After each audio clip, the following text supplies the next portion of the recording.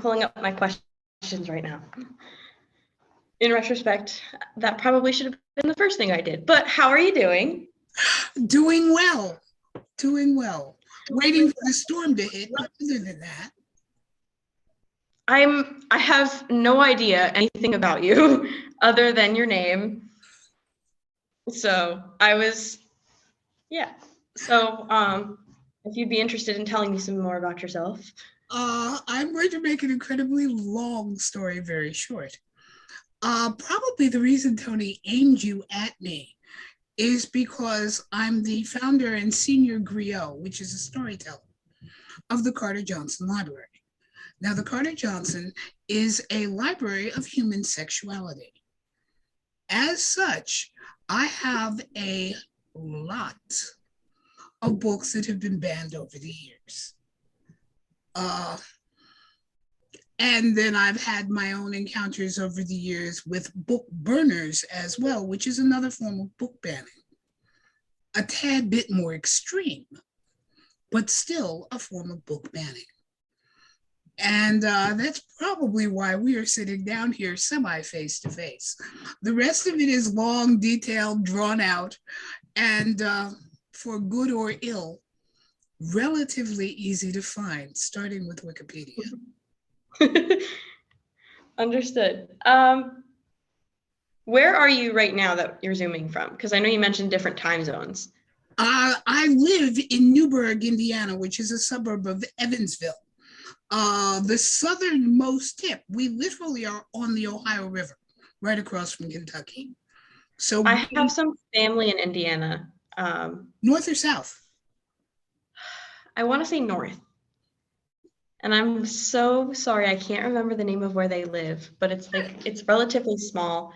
But yeah, I'm familiar with there. I unfortunately had to visit, and the first and only time I went to Indiana was unfortunately under some sad circumstances. I lost a family member, but I am looking forward to going back one day.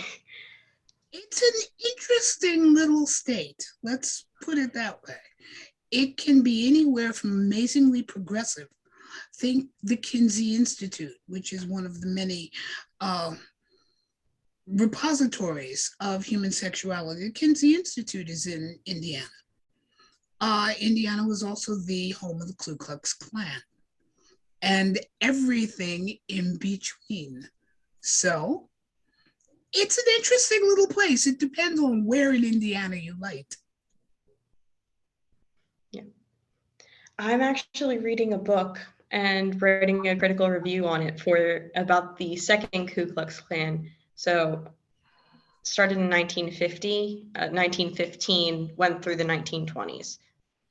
I haven't gotten very far. The Klan has an interesting history. I'll leave it that way. Probably safer that way. Probably. Pulling up my questions. It's taking a long time to load. I'm so sorry. Not a problem. At least I know someone is better with technology than I am.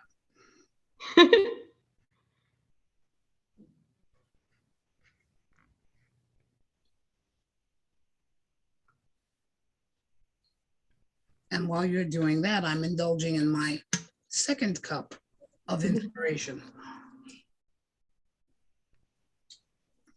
So my first question is, I've been interviewing librarians, so my first question is, why did you become a librarian? I'm not sure if that's exactly what your job title is, but... Kind of. I became I think the title on my title is bibliothecary, which means librarian. I became a librarian because I'm the founder of the library. So when other people began looking at two houses full of books as a library rather than a story circle, which in many ways is actually what it is, it's two houses full of the stories of other people. The term librarian and library was easier to throw around and easier to understand than griot, which means tribal storyteller, and story circle. That's incredibly interesting. That's so cool. It's another And conversation. then my next question. The next question is, what does the term book banning mean to you? Keeping my claws in.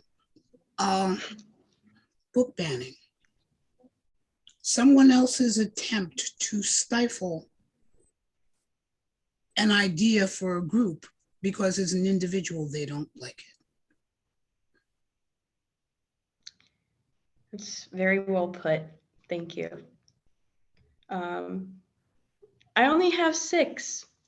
I was unprepared, and I feel like you always feel like you could be better prepared for something, but I feel like with the questions that I have, it's given me good opportunity for good conversation, and that's what's important about this Stephanie, I was project. about to say, in that case, let's nix the questions and have a conversation.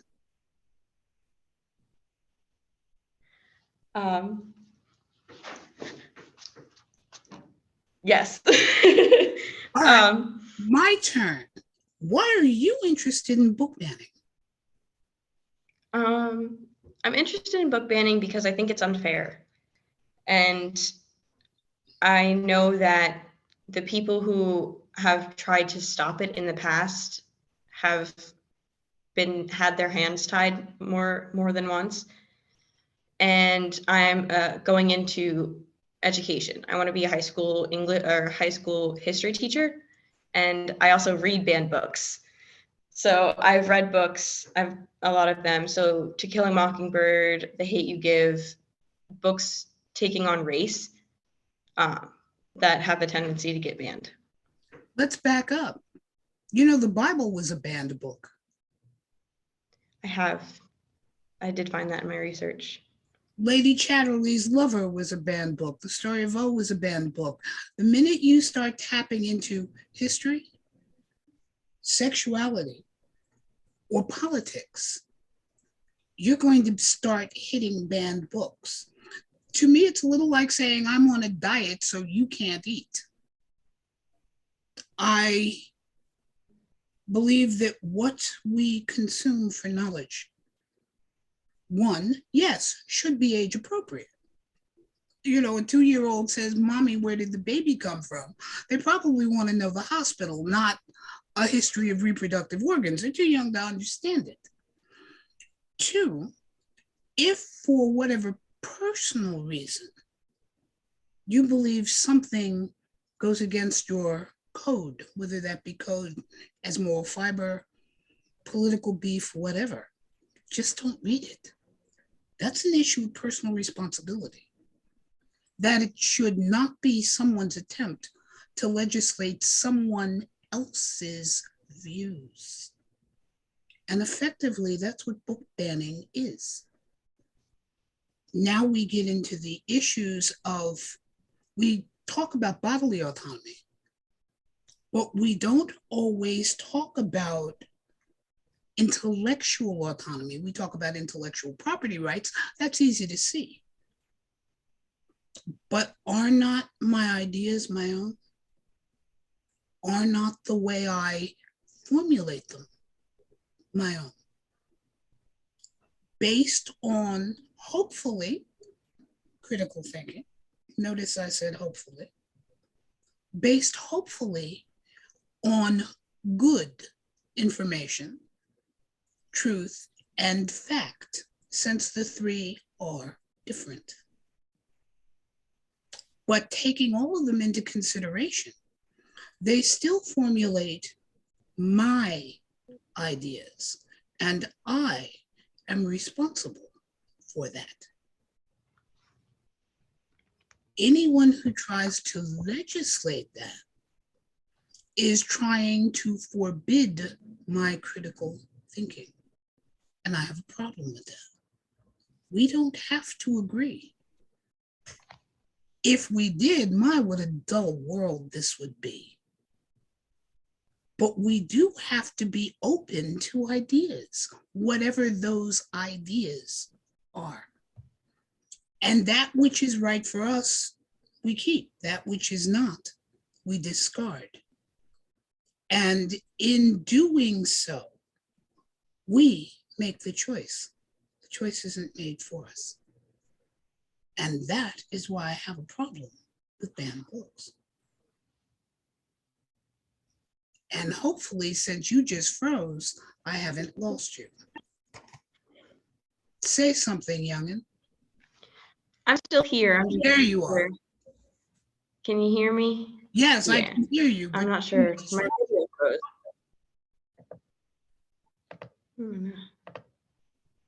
There we go. There you are. Just had to stop it and start. I'm in the library, so there's a lot going on, I'd imagine, throughout the building. Now, would I give a 12-year-old James Baldwin? Probably not. Only because I believe more understanding would be required of history, of the era that created him, and of the era that created and inspired the writing. Would I give a 16-year-old Baldwin? Yes, because they've had enough of a background to understand what created it. But that's an issue of learning, not of trying to stop the thinking.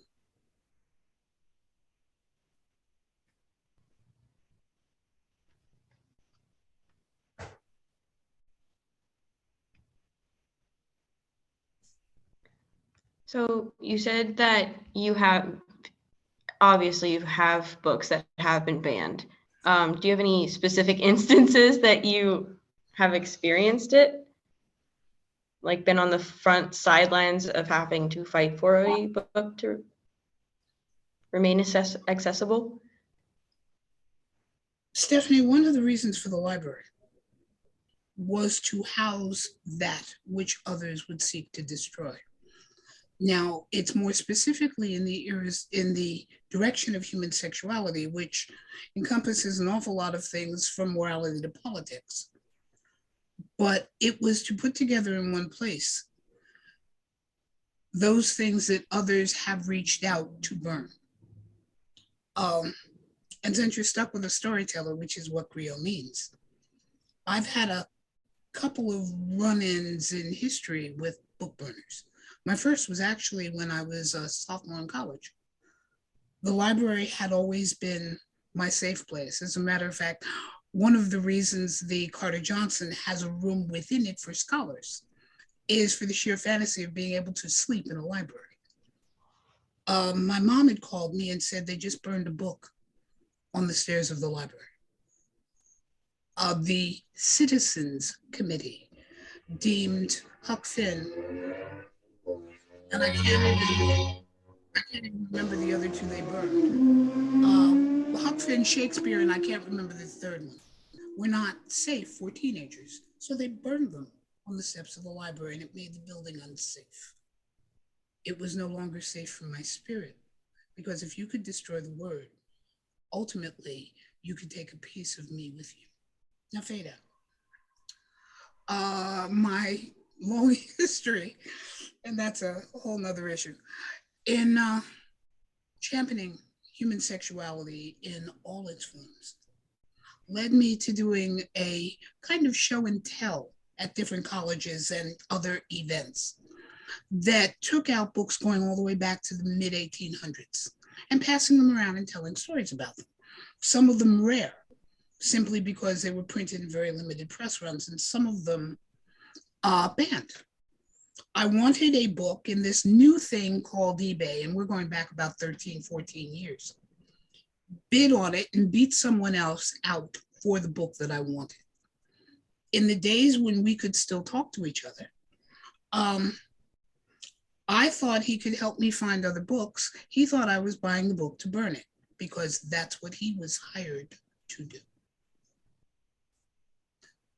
What became my hobby, finding these to talk about them, got serious. About 6 weeks after that, I ran into a young man at a conference where I was lecturing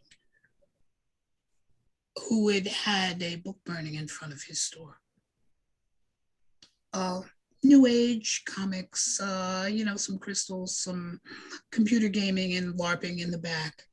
And he was afraid for his clients, and he needed to talk to me about whether or not I thought he should shut down. After talking him out of it, I went from 0 to screaming furious when I got back up to my hotel room and swore that day never again. To burn a book or ban a book is to begin to rewrite history. History is already written for the most part by the victor.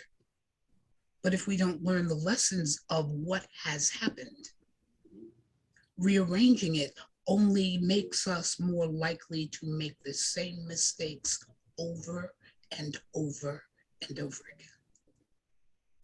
And perhaps even more critical, what is so horrible that you not only want to deny it, you want to destroy it?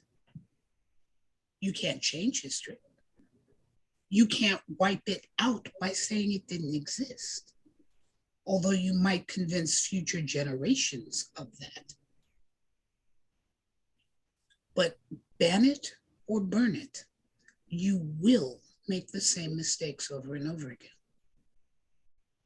And taking book banning to the extreme, which is book burning, which all of a sudden has become fashionable again, and I will keep my claws in on that. A German philosopher named Heinrich Heine, in about 1880, give or take, long before the rise of the Third Reich, said, and I'm paraphrasing this badly, so forgive me, any society that burns a book ultimately must burn its writer, because it's not the book that's dangerous, it's the idea. We've destroyed many ideas in history. Technologically, we are so far retarded because of the book burnings of the Aztecs. We would be heaven only knows where in mathematics and astronomy had we not burned those codices, had we not burned the great libraries for fear of what was in them. Where would we be if we still had that knowledge? Are we reinventing the wheel? The Antikythera mechanism makes us wonder about that, because that little computer is almost 2,000 years old. Who destroyed that knowledge? Was that also banned? What sits in the Vatican Library? Because they were too afraid the average mind would get a hold of it and question. Who has that right? My body, my own. My thoughts, my own. My opinion in a nutshell.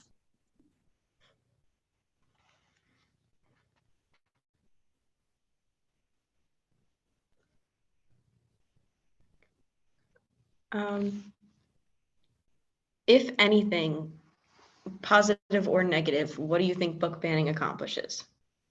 Nada. Not a damned thing. The fastest way to get somebody to go do something is to tell them they can't. Not just with books, but almost with anything.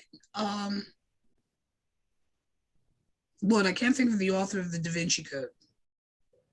When the Catholic Church went berserk, all of a sudden, both the movie and the book became bestsellers and multi-million-dollar Hollywood hits. If the church had not tried to ban it, it wouldn't have reached half of the audience that it did. Those who can critically think immediately want to know what's in it that's so bad and go running for it. Now, I keep coming back to critical thinking because that is what it requires. The ability to ask the question of, why don't you want me to read this? Why don't you want me to see this? And those are the more valid questions, because there may, notice how I said that, may be good answers. Well, you haven't had enough of a history lesson to understand the time. Fine. That doesn't ban it. That simply means you shouldn't be looking at it until you've had your second year of American history. But to ban the book makes those who have intellectual autonomy just want to know why you banned it and go run for it faster. So, what does it accomplish? Overall, nothing.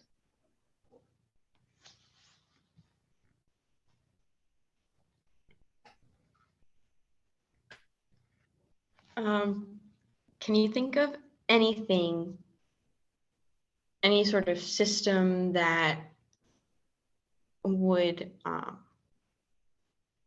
accomplish the same theme of quote unquote protection that book banning typically does, or people think it does, emphasis on people think it does?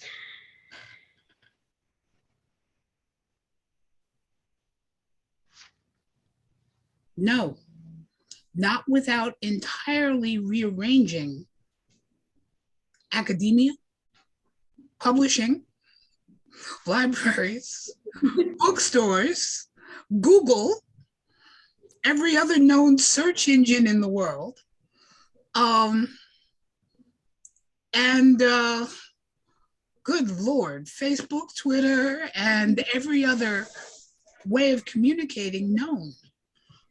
It is the idea, Stephanie. Now, I can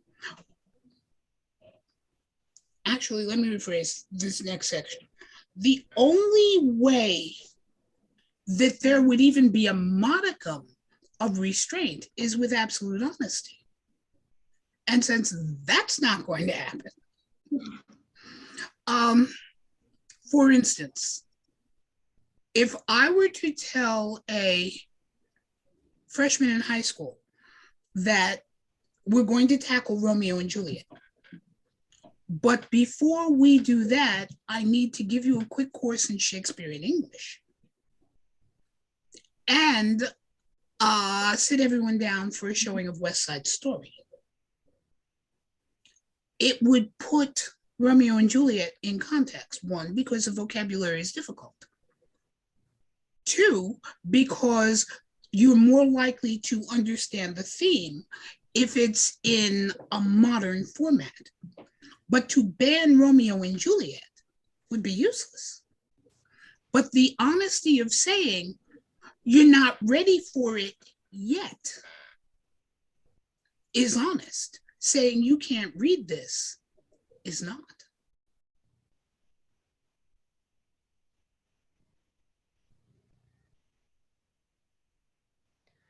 Well, you answered all of my questions. Um, not that I figured that you wouldn't. I knew they would get answered. But now it's free, essentially.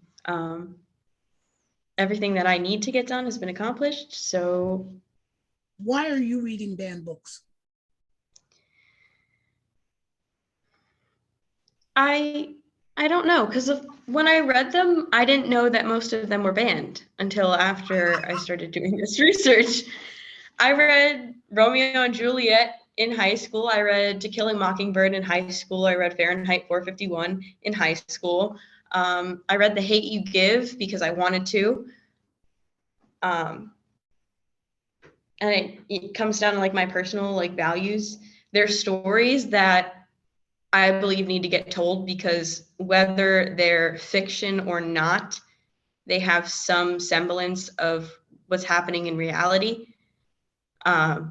Stories about race, especially if they're written by people of color, have factual themes, things that actually happen, and things that I will never personally experience because of my own skin color. And I think that someone going into education and just someone who lives in the world that we live in now should listen to those voices any instance that we can. Did anything you read change the basic core of who you were, or did it simply expand it? I think it expanded, but I can say that who I am now was not who I was when I read that book the first time. I met my best friend online talking about books, and she's my best friend is Black, she's Jamaican, and she lived currently she lives in Maryland, but she lived closer to DC before graduation. So during the insurrection and everything like that, she opened my eyes to a lot of things that I had never experienced before because of where I lived and where I grew up. And um, I don't think that I would have probably written this paper or gotten so close to talking about the topics that I do if I hadn't met her and had her open my eyes, because I wasn't as competent as I was. And I attest who I am today to her and to my social studies teachers in high school. And it's why I'm going to become a teacher and why I want to become a teacher. So. Mazel tov. When I was in the classroom, and I'm a retired both history and English teacher, I got out, unfortunately, because I obviously missed the class in Educational BS 101. I had some serious fights going on with the Board of Education over my students because I taught special ed. Mine were all geniuses. And because of that, they were bored and bad in the system. And then I got them. And so rather than teaching them from high school books, I taught them from college textbooks. We went on field trips. The Board of Education said they're bad, they need to be confined.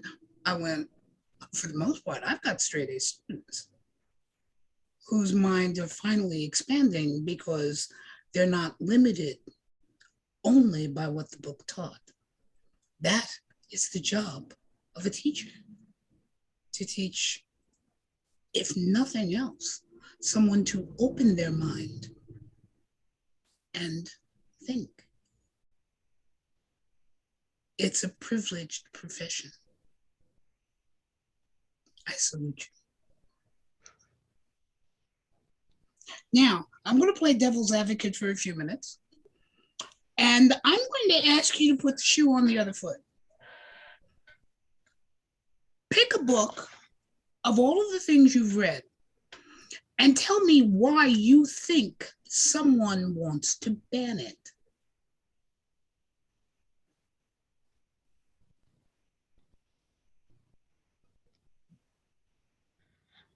I go back to The Hate You Give. And I think that they want to ban it because they don't want to believe that the stories it's telling is true.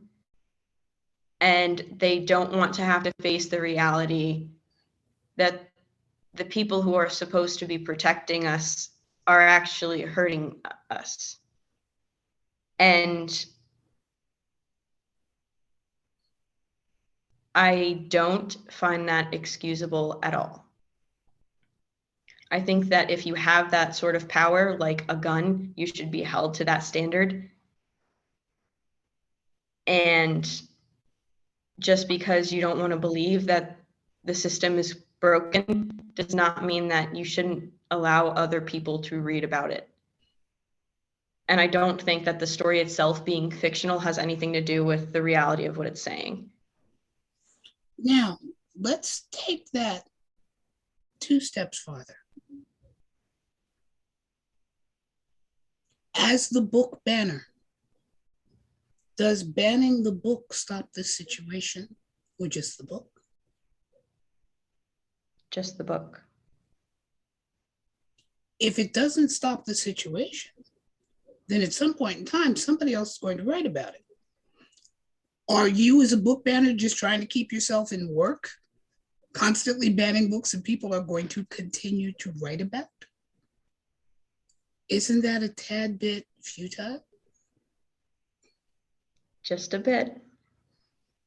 a number of self-help programs talk about doing the same thing over and over again, but expecting a different result. How many books are you going to ban?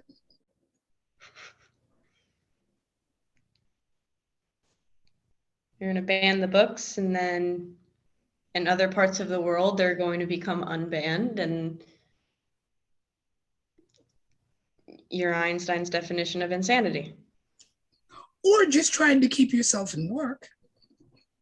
Or just trying to keep yourself in work.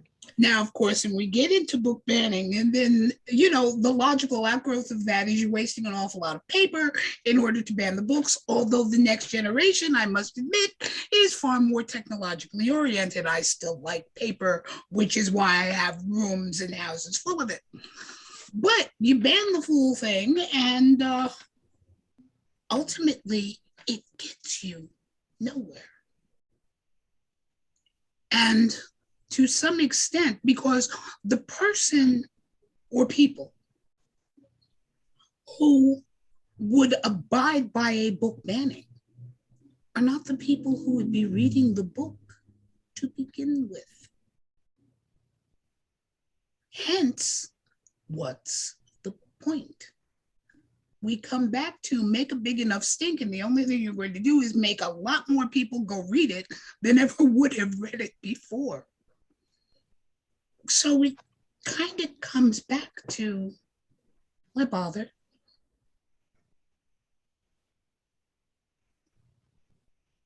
Yeah. How's that for a circular argument?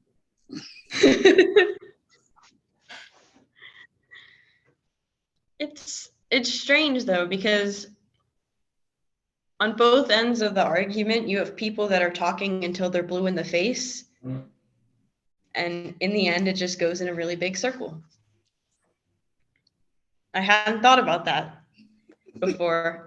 This is the second paper I'm writing on that topic, and I hadn't thought about it like that before. It's a little like another Orwell novel, 1984. Those who would have followed Big Brother were going to follow Big Brother. And those who became Goldsteins, if you remember the name, the enemy of the state, are going to become enemies of the state because of their own intellectual choices, their own moral choices, their own belief in my body, my brain, myself. And you've got to do an awful lot.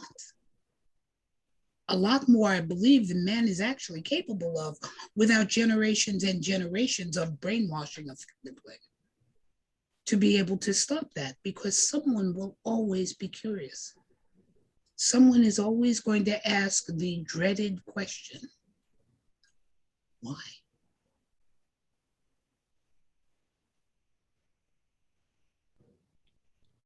And I think as someone who wants to be a teacher, I want to be asked that question.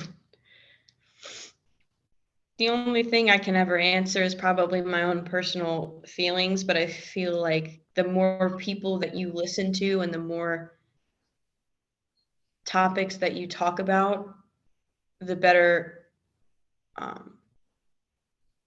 capable you are of answering that question. Well said. That's why we look to the people who are older than us, because they have more experiences. We also have our own biases, our own prejudices, our own fears. I get it. I'm the first one to tell you about mine. My hope is in sharing not just the joy, but the problem. It will give that next generation a bit of a warning and enough innate curiosity and intellectual creativity to solve the problem and keep going. It's sort of like the pothole. If I keep telling you there's a pothole in the road, go around the pothole. How do I know it's there? I fell in it. Now, that doesn't mean there aren't other potholes. You're going to fall in other ones. Don't fall in mine. I already did that. And that is part of what experience gives us. That's also part of what all word gives us. The philosophy, the idea, and we instinctively take the best for us. Leave the rest, but hopefully learn from the mistake of the past. Because we don't learn from our triumphs. They boost our ego, which is healthy and good. It gives us something to support when we're down, but it doesn't teach a lesson. The lesson is in the failure. Try to hide the failure, and the same mess keeps being created over and over and over again. That's why I chose history. You're We're watching it repeat itself over and over and over again, and then we're pretending that we didn't know what happened the first time. What made me want to teach history was my 8th grade history teacher. Aside from the fact that second day of class, he had all of us stand up and throw our books out the window, which was an interesting way to start high school. Again, paraphrasing badly because it's been almost 60 years. He said, history is a group of experiences that come together in one place and one time to do something that they don't realize is historic. And the example that he always gave was a whole bunch of guys sitting in a little tavern in Boston called, I believe, the Green Dragon, having a pint, bitching about their wives and their taxes. It's still being done today.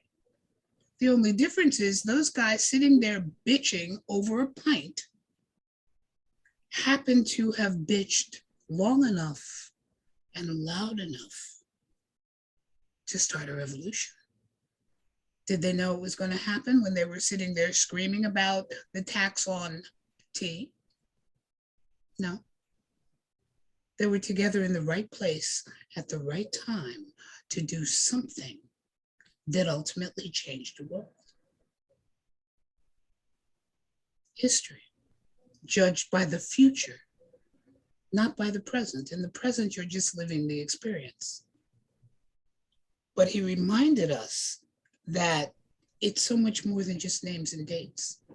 After he had us throw out our textbooks and he gave us lots of sheets for the different things that we were studying, I remember studying, we had 5 or 6 pages on the bombing of Hiroshima. And it was facts, and it was all about the Enola Gay and the weight of the atom bomb and its effect and the peace bell. And then about 2 days into it, a little woman walked into class that might have been 95 pounds wet in a full kimono. And she sat down and she told us stories because her family was in Hiroshima, or half the family was in Hiroshima that day. The other half of the family was about 6 villages over, celebrating a family festival that celebrated girls. And that was the only reason she was still alive. And she talked about the fear and everyone piling into the family car because they were middle class and coming back, seeing a foreign landscape, searching desperately for family and not even having a point of reference because half the city was gone. And she talked about what she saw and what she smelled and what it was like to pick up pieces of her relatives. And Hiroshima took on a whole different context. That was history, not what was in the book. That was history. And that's what made me want to become a history teacher, to be able to tell those stories and preserve them in ways that the textbooks don't show. Sort of like reading The Hate U Give. Is it controversial? Yes, because it's full of emotion that is in and of itself conflicting, while you watch the emotional journey of its characters go off in 1,000 different directions that even they don't always understand because they're reacting, not thinking. But that's part of what makes it human. And the human condition isn't going to change because you ban it. But that's why the story has to be preserved. Hence, libraries.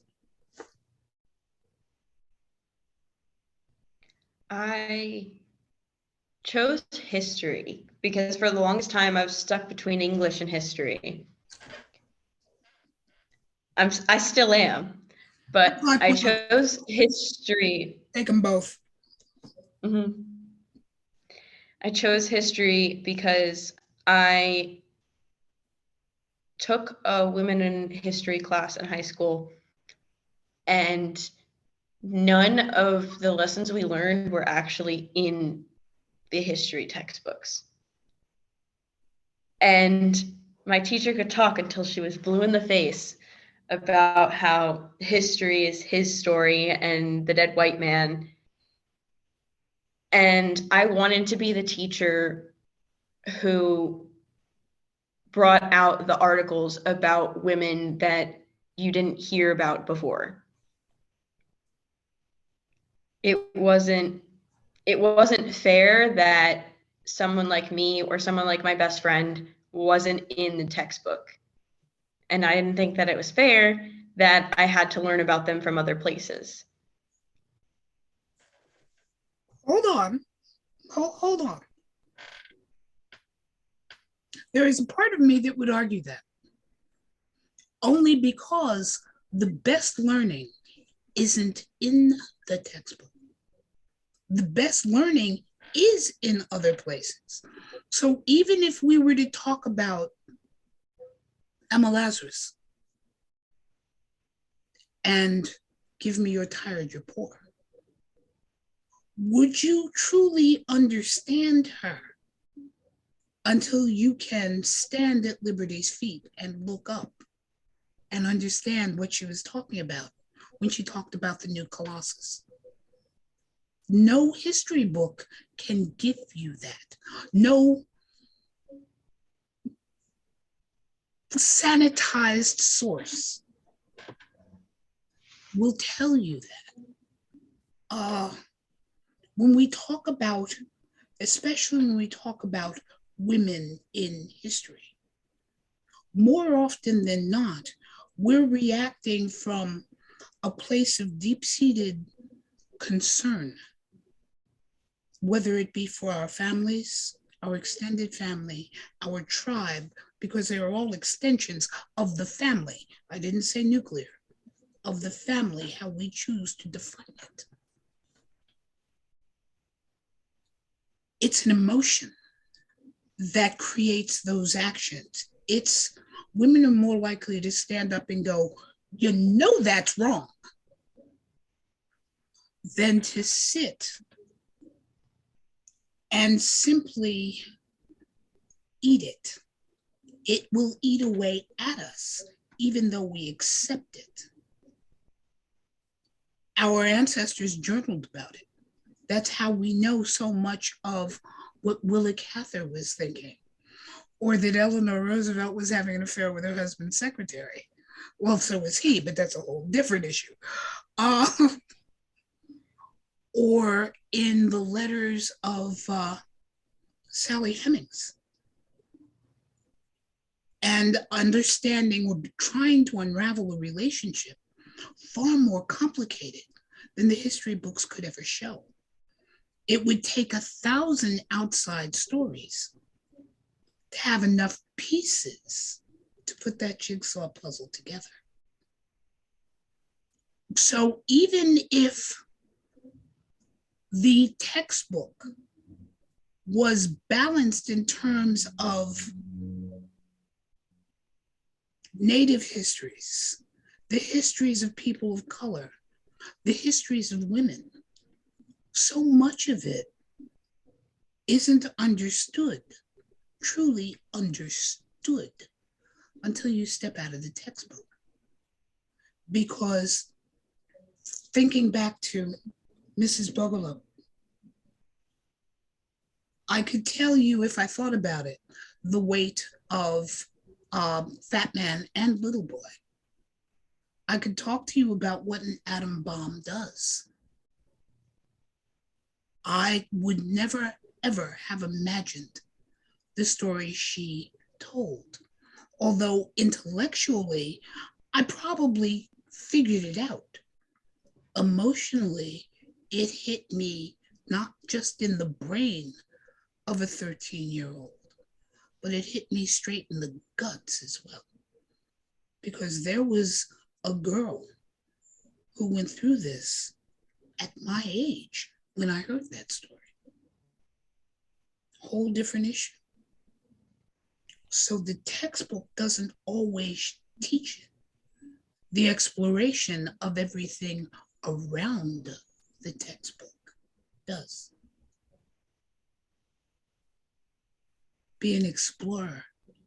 And by the way, yes, you can teach history and English. I did. I took a genocide through art, literature, and film class my senior year in high school.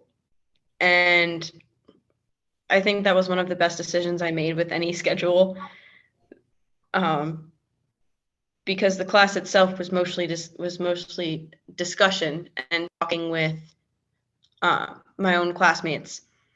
I convinced one of them why we had to do an activity where we had to list a few rights in order of importance, Okay. and he put voting last. And I talked to him for the entire class period, and essentially my biggest point was anything else on the list can be influenced by how you vote.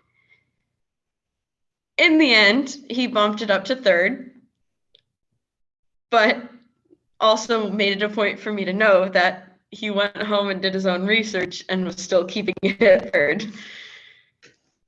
And I think that, and I'm going back to some research I did for my first paper, is that education and school isn't about learning what to think, but how to think. Yes. And how to come up with questions in an interview, and how to take what I learn in conversations with other people and filter that into something that can impact my outlook on the world. I needed to learn how to be wrong so that in the future I could discern what was right. Yes. The triumph is wonderful. You learn from the mistake. You ready to teach that? Maybe not quite yet, but soon. I will leave you because we could do this until the cows come home. With the words of a Jewish philosopher called Hillel. And he said, a man is not judged by the caliber of his answer, but by the caliber of his question. Keep questioning.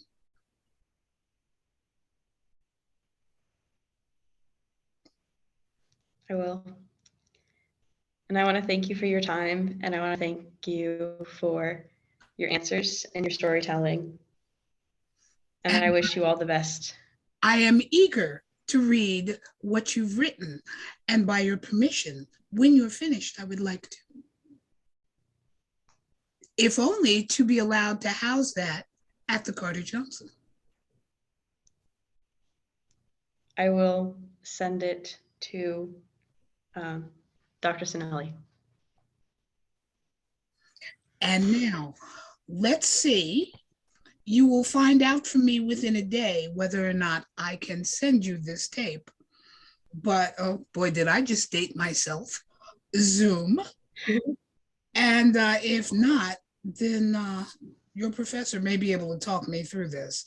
As I said, technology and I are at best frenemies, usually enemies. All right, my young scholar, go right. Thank you.